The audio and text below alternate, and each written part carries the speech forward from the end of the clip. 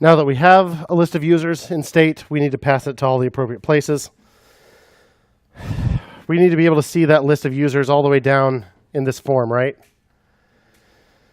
Now, right about this time, or a week and a half ago, you might be wondering, is there a better way when you need a prop way down here that's way up here than just passing it through every single component in between? And you're probably thinking to yourself, there better not be, because I'm going to be ticked off if you didn't tell us about it till now. So just keep wondering. So what we're going to do, there's a couple of ways. So this is one of the things that makes people reach for Redux. Anybody heard of Redux? So Redux is just a whole different way to do state management with React. It's not necessarily tied to React, but that's how most people use it. That's kind of how it was born, was as a different state management tool for React that makes stuff like this a little simpler. You just have one big data store that's kind of available everywhere if you do some things.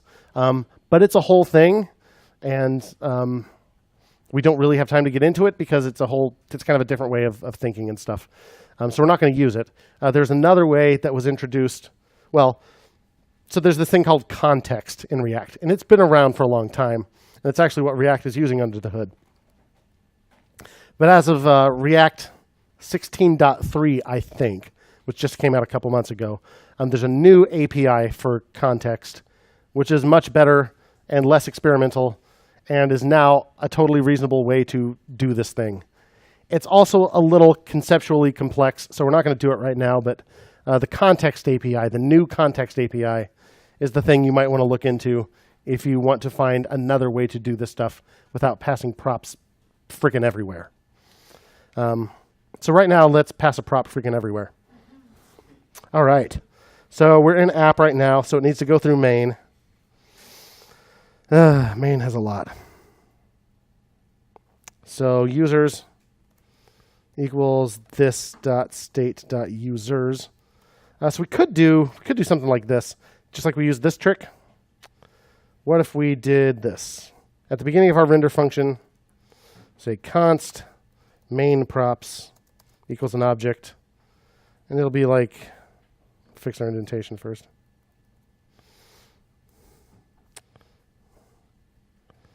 Colon,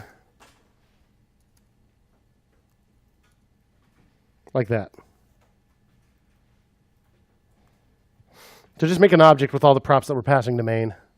And then down in our JSX, I can just say main props. So we don't have to sift through all this JSX to find that. Our list of props is just right up here. Makes it a little easier to find it and change it later. So that gets it down to main, I hope. Main has the list of users now, yep. So if in main, it needs to go into sidebar. Here's sidebar, we have user and sign out. Let's add users equal this.props.users. And in sidebar, we need to pass it down to room list because RoomForm is all the way down there. It wouldn't have to be now. We could move RoomForm way higher up because it's no longer dependent on the state of this particular thing, right? But it's here for now, so we'll just say users equals. This is a stateless functional component, so we'll put users in the list here and pass it down. Users equals users. But worth noting, like load room. Do we still need that? No. We're not doing anything with it, are we? Nope. Yeah. So we can take it out of the list there, and we can take it out of the list. Oh, it's not even here. I wasn't really even passing it in. Cool. Okay. So we're passing it into room list now.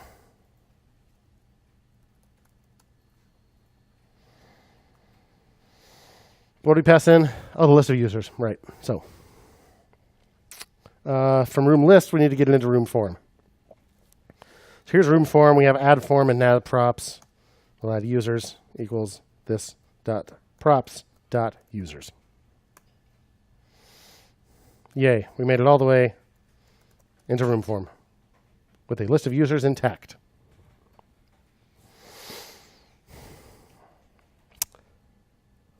Great. What do we do with that? Well, but we have it. So it'd be nice if we had some way when this thing shows up to get our list available here for people to use. So we'll try to figure that out next.